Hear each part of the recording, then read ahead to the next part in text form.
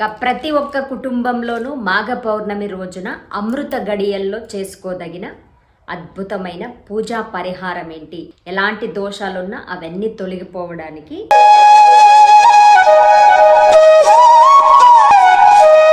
Hello అండి, అందరికీ నమస్తే. Welcome back to our channel Aruna's channel. ఈ రోజు మన వీడియో సో మనకి 22న గురు పుష్యమి వస్తుంది కదా. ఆల్రెడీ మీకు వీడియో షేర్ చేశాను. మీలో ఎవరైనా మిస్ అయితే తప్పకుండా ఆ వీడియో చూడండి. అలాగే 24న ఈ మంత్లో ఫిబ్రవరి 24న మాఘ పౌర్ణమి, దీన్నే మహామాఘ పౌర్ణమి అని కూడా అంటారు. సో ఆ రోజు పాటించవలసిన విధి విధానాలేంటి, అలాగే అద్భుతమైన పరిహారం కూడా చెప్పబోతున్నాను. ఫస్ట్ టైం అరుణాస్ ఛానల్ చూస్తూ ఉన్నా, అలాగే మీలో ఇంకా ఎవరైనా అరుణాస్ ఛానల్ సబ్స్క్రైబ్ చేసుకోకుండా ఉన్నట్లయితే తప్పకుండా ఛానల్ని సబ్స్క్రైబ్ చేసుకొని పక్కనే ఉన్న బెల్ ఐకాన్ని క్లిక్ చేయండి. సముద్రాలలో కానీ నదులలో కానీ మనం స్నానాన్ని ఆచరించినట్లయితే, అది కూడా ఒక సంకల్ప బలంతో చేసుకున్నట్లయితే మరింత విశేష ఫలితాలు కలుగుతాయి అనేది మనకి పురాణాలు చెప్పబడింది. చంద్రబలం తక్కువగా ఉన్న వాళ్ళందరికీ కూడా అలా మనసు పైన ఎఫెక్ట్ అనేది చూపిస్తూ ఉంటుంది. సో అలాంటి దోషాలన్నీ కూడా పరిష్కారం కావాలనుకుంటే ఈ పూజా పరిహారానికి కావాల్సింది బియ్యం ఏర్పాటు చేసుకోండి. ఒక ఇత్తడి కానీ వెండి కానీ లేదంటే రాగి పళ్ళెం కానీ తీసుకోండి. ఒక ప్లేట్ తీసుకొని దాంట్లో బియ్యాన్ని పోసుకోండి. సో ఎంత బియ్యం తీసుకోవాలంటే ఇలా ఒక కప్ అయితే చాలు, లేదంటే ఒక 1/4 కిలో లేదంటే 1/2 కిలో వరకు కూడా బియ్యాన్ని తీసుకోవచ్చు. ఓకేనా. సో అలా బియ్యాన్ని తీసుకొని ఒక ప్లేట్లో పోసుకోండి. బియ్యం పై భాగంలో చేసుకోవాల్సింది ఏంటంటే, అది మనం పిండి దీపాన్ని ఏర్పాటు చేసుకోవాలి. అది మీరు బియ్యం పిండితో అయినా సరే లేదంటే గోధుమ పిండితో అయినా కూడా సరే దీపాన్ని ఏర్పాటు చేసుకొని దాంట్లో నెయ్యిని వేసి, ఇక్కడ మనకి విశేషంగా ఒత్తులు, సో మనకి దీపాలు వెలిగిస్తూ ఉంటాం కదా, ఇలాంటి ఒత్తులు మీరు అది పువ్వొత్తులైనా సరే లేదంటే నార్మల్ ఒత్తులైనా కూడా సరే ఇలాంటి ఒత్తులు 27 ఏర్పాటు చేసుకోవాలి. సో మీరు చిన్నగా మీరు దీపం చిన్నగా చేసినట్లయితే దీన్ని మనం కట్ చేసి చిన్నగా చేసుకుంటాం కదా, అలా దీపాన్ని వెలిగించుకోవాలి. నేతితో కానీ లేదంటే మీరు సౌకర్యంగా ఏ ఆయిల్ వేసి మీరు ఇంట్లో పూజ చేస్తూ ఉంటారో ఇంట్లో ఉన్న వస్తువులతోనే ఈజీగా చేసుకోండి. ఇక మనకి పంచాంగం ప్రకారంగా శుక్రవారం రోజునే మధ్యాహ్నం 3:33 పౌర్ణమి గడియలు స్టార్ట్ అవుతుంది. 24న అంటే శనివారం రోజున మనకి 6 గంటల వరకు కూడా పౌర్ణమి గడియలు ఉంటుంది. అమృత గడియలు వచ్చి మనకి శనివారం రోజున నైట్ సమయంలో వస్తుంది. ఇంకా పౌర్ణమి, చంద్రుని పూజ ఇవన్నీ కూడా మనం నైట్ సమయంలోనే చేసుకోవాలి. అలాగే అమృత గడియలు కూడా మనకి ఆ సమయంలోనే వచ్చింది. 23వ తారీఖు శుక్రవారం రోజున 3:33 నుంచి తర్వాత నెక్స్ట్ డే 24న శనివారం రోజున సాయంత్రం 5:59 వరకు, అంటే మనకి 6 గంటల కంటే 1 నిమిషం ముందు వరకు కూడా మనకి పౌర్ణమి గడియలు అనేది ఉంటుంది.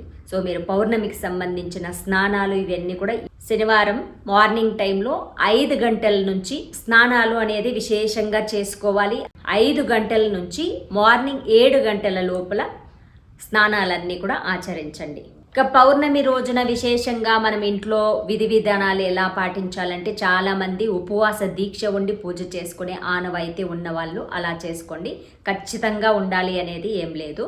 కాకపోతే ఆ రోజున నాన్ వెజ్ లాంటివి భుజించకుండా మీరు నార్మల్ ఫుడ్ ఇంట్లో చేసిన పదార్థాలనే తింటూ కూడా మీరు పూజని చేసుకోవచ్చు. ఇక మాఘ పౌర్ణమి అంటే విశేషంగా విష్ణువుని పూజిస్తూ ఉంటారు. అలాగే పౌర్ణమి అంటేనే అమ్మవారి పూజలు, లక్ష్మీదేవికి కానీ లలితాదేవికి కానీ విశేషంగా స్తోత్ర పారాయణ, ముఖ్యంగా లలితాదేవికి సాయంత్రం వేళలో మనకి పరిహారం చేసుకుంటాం కదా, ఆ గడియల్లో లలితా సహస్రనామాలు అనేది వచ్చిన వాళ్ళందరూ కూడా తప్పులు లేకుండా ఎవరెవరు చదవగలుగుతారో వాళ్ళందరూ కూడా తప్పకుండా ఆ రోజున లలితా సహస్రనామాలని పారాయణ చేసుకోండి.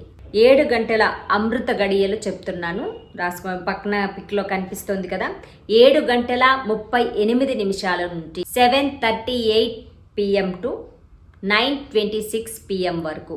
అంటే సో చాలామంది అడుగుతున్నారు, సో తెలుగు మాకు అర్థం కావడం లేదు, ఇంగ్లీష్లో కూడా చెప్పక, కానీ వాళ్ళ కోసం చెప్తున్నాను.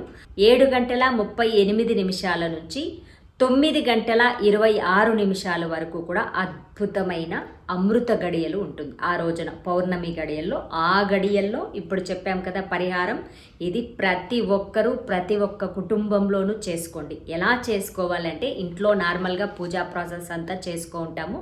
ఈ గడియల్లో మీరు ఈ దీపారాధన అన్నీ కూడా రెడీ చేసుకొని ఉండి ఆ టైమింగ్లో మీరు ఇంటి కులదైవం ముందు ఈ దీపాన్ని వెలిగించండి. 27 వత్తులు కూడా దీపాన్ని వెలిగించి, నార్మల్గా పూజా ప్రాసెస్ దీపాలు వెలిగించుకుంటాము, ఇది పరిహారంగా చేసుకునేది. ఈ దీపాన్ని వెలిగించి 27 వత్తులు కూడా చుట్టూ అలా వెలిగేలాగా ఒక ప్రజ్వలలాగా వెలుగుతుంది. 27 దీపాలు 27 వత్తులు ఒకేసారి వెలిగించామంటే ఆ నక్షత్ర హారతి అని కూడా అంటారు దీన్ని. దాంట్లో మనము ఇంటి కులదైవానికి ఫస్ట్ హారతి తీయండి. తర్వాత నేరుగా తీసుకువెళ్ళి ఒక పళ్ళెంలో ముందుగానే ఒక ప్లేట్ తీసుకొని దాంట్లో వెండి గ్లాస్లో కానీ వెండి కప్లో కానీ పాలు తీసుకొని రెడీగా ఉంచుకోండి. ఈ దీపాన్ని కూడా తీసుకువెళ్ళి అలాగే ఒక రాగి చెంబులో కొద్దిగా పసుపు, కుంకుమ, అక్షతలు, పుష్పాలు, తెల్లని పుష్పాలు ఉన్నట్లయితే వాటిని కూడా వేసి దాన్ని కూడా ప్లేట్లో రెడీగా ఉంచుకోండి. దాన్ని మీ ఇంటి బయట బాల్కనీలో కానీ మేడ పైన కానీ చంద్రు కిరణాలు పడుతూ ఉండేలా ఆ సమయంలో బయట వెళ్ళి, అంటే మనకి అమృత గడియలు చెప్పాం కదా, ఈ టైమింగ్లో బయట వెళ్ళి స్వామి వారికి కూడా చంద్రునికి సంబంధించిన స్తోత్ర పారాయణ చదువుకొని, లేదంటే ఓం నమో చంద్రదేవాయ నమః, ఇది అందరూ కూడా చేసుకోదగినది.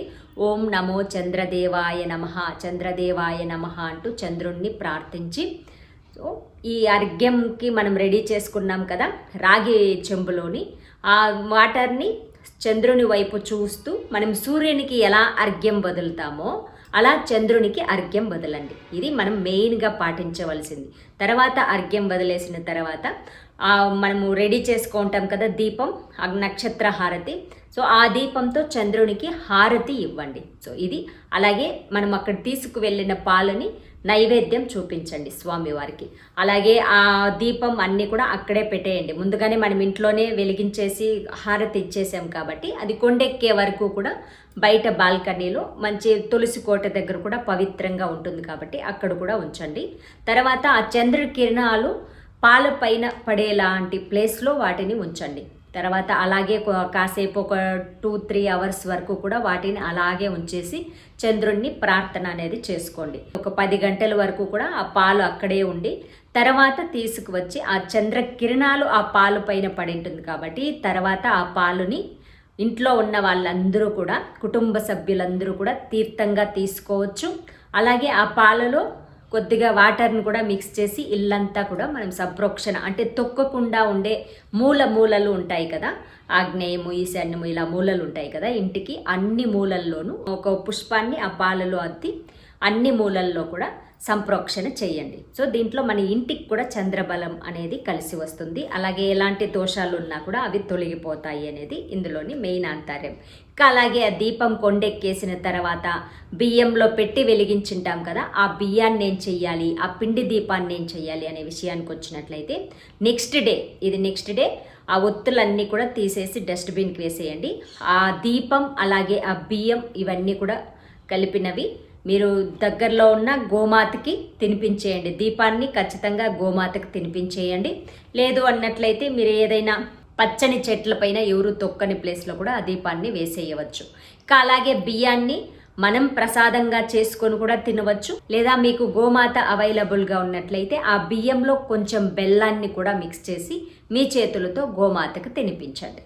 ఎందుకంటే ఇది ఒక పరిహారంగా చేసుకున్నాం కాబట్టి గోమాతకు చేరినట్లయితే ముక్కోటి దేవతలకి చేరిన ఫలితం అనేది వస్తుంది. ఇదండి ఈరోజు వీడియో. మీ అందరికీ క్లియర్గా అర్థమైందని అనుకుంటున్నాను. ఏమైనా డౌట్స్ ఉంటే కామెంట్స్లో పెట్టండి. అలాగే బ్యూటీకి సంబంధించినవి, ముఖ్యంగా పిగ్మెంటేషన్కి సంబంధించిన వీడియోస్ అన్నీ కూడా ఇంకా తరచూ రాబోతున్నాయి. అవన్నీ కూడా మీకు సెకండ్ ఛానల్లో వస్తుంది వీడియో. ఇంకా షార్ట్ వీడియోలన్నీ కూడా ఇన్స్టాగ్రామ్లో అరుణాస్ ఛానల్లో వస్తుంది. ఇదండి ఈరోజు వీడియో. మీ అందరికీ క్లియర్గా అర్థమైందని అనుకుంటున్నాను. అలాగే వీడియో నచ్చినట్లయితే తప్పకుండా లైక్స్ పెట్టండి. మీకు తెలిసిన వాళ్ళందరికీ కూడా వీడియోని షేర్ చేయండి.